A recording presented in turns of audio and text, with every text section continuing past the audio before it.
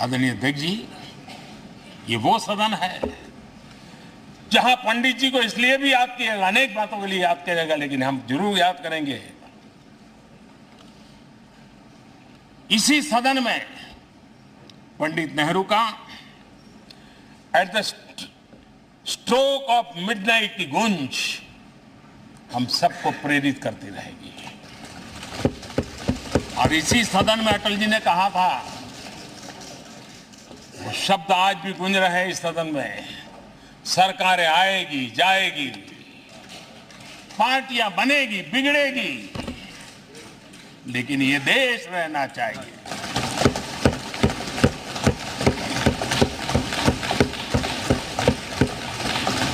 आदरणीय अध्यक्ष जी, पंडित नेहरू की जो प्रारंभिक मंत्री परिषद थी, बाबा साहब आम्बेडकर जी एक मंत्री के रूप में दुनिया की बेस्ट प्रैक्टिसेस भारत में लाने पर बहुत जोर दिया करते थे। फैक्ट्री कानून में अंतर्राष्ट्रीय सुझावों को शामिल करने पर बाबा साहब सर्वाधिक आग्रही रहे थे और उसका परिणाम आज देश को लाभ मिल रहा है। बाबा साहब आम्बेडकर ने देश को नेहरू जी की सरकार में वाटर पॉलिसी दी थी और उस वाटर पॉलिसी बनाने में बाबा साहब आम्बेडकर की बहुत बड़ी भूमिका रही थी। आदरणीय अध्यक्ष जी, हम ये जानते हैं कि भारत में बाबा साहब आम्बेडकर एक बात हमेशा कहते थे कि भारत में सामाजिक न्याय के लिए भारत का औद्योगिकरण होना बहुत जरूरी है, क्योंकि देश के दलित पिछड़ों के आज भी कितनी ही इंडस्ट्री पॉलिसी बने, लेकिन उसकी आत्मा वही होती है जो पहली सरकार के थी और उनका भी बहुत बड़ा अहम योगदान रहा था।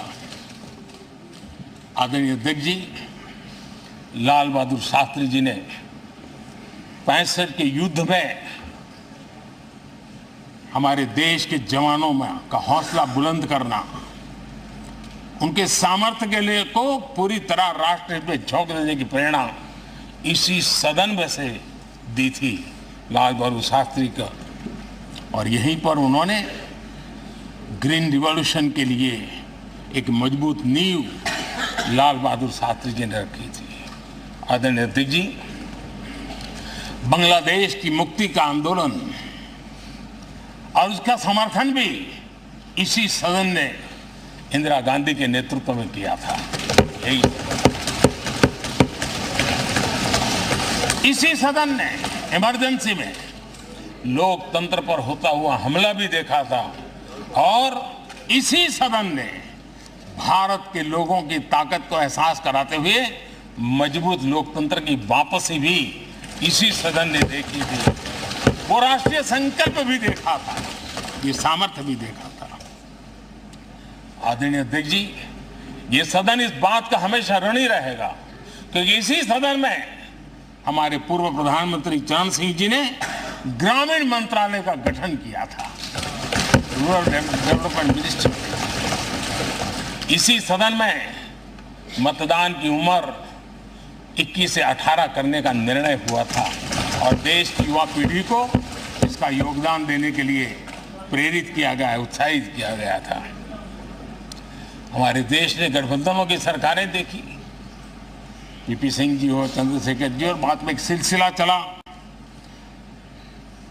लंबे अरसे से दिशा में देश जा रहा था, आर्थिक नीतियों के बोझ तले देश दबा हुआ था, लेकिन नरसिम्हा राव की सरकार थी जिन्होंने हिम्मत के साथ पुरानी आर्थिक नीतियों को छोड़ करके नई राह पकड़ने का फैसला किया था, जिसके आज देश को परिणाम मिल रहे हैं।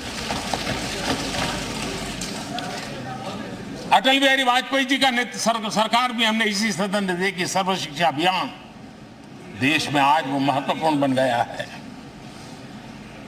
आदिवासी कार्यालय मंत्रालय अटल जी ने बनाया, नॉर्थ ईस्ट का मंत्रालय अटल जी ने बनाया, न्यूक्लियर ट्रेस भारत के सामर्थ्य का परिचायक बन गया। और इसी सदन में मनमोहन जी की सरकार कैश फॉर वोट को भी, उस कांड को भी सदन ने देखा है। आदरणीय अध्यक्ष जी, सबका साथ सबका विकास का मंत्र अनेक ऐतिहासिक निर्णय, दशकों से लंबित विषय, उनका स्थायी समाधान भी इसी सदन में हुआ।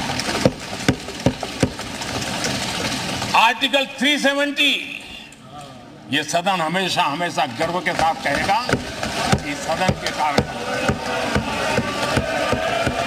One nation one tax, one nation one tax, GST का निर्णय भी इसी सदन ने किया। One rank one pension, OROP, ये भी इसी सदन ने देखा। गरीबों के लिए 10% आरक्षण कोई विवाद के बिना पहली बार देश में करने में सफल रहे।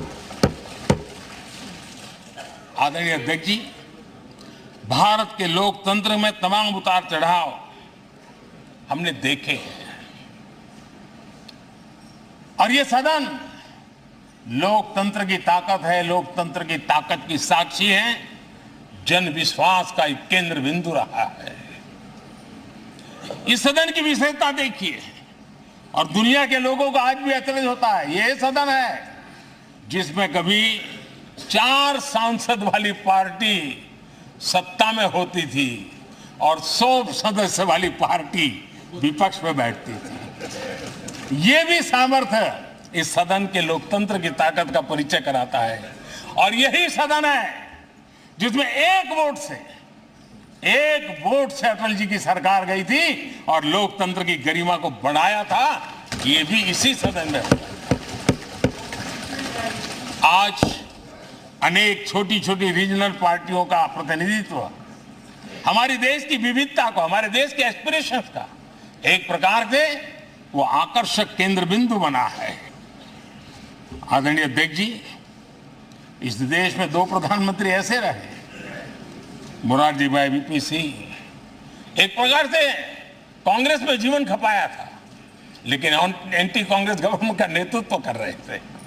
ये भी इसकी विशेषता थी। और हमारे नरसिम्हा राव जी, वो तो बिस्तरा गोल करके घर जाने की तैयारी कर रहे थे, निवृत्ति की घोषणा कर चुके थे, लेकिन यही लोकतंत्र की ताकत देखिए, सदन की ताकत देखिए, वो प्रधानमंत्री के रूप में 5 साल हमारी सेवा कर।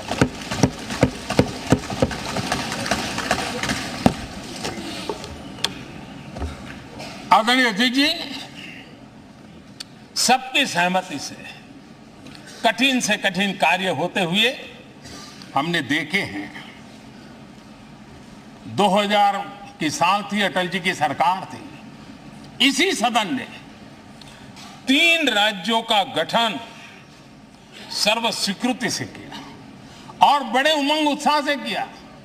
जब छत्तीसगढ़ की रचना हुई तो उत्सव छत्तीसगढ़ ने भी मनाया, उत्सव मध्य प्रदेश ने भी मनाया।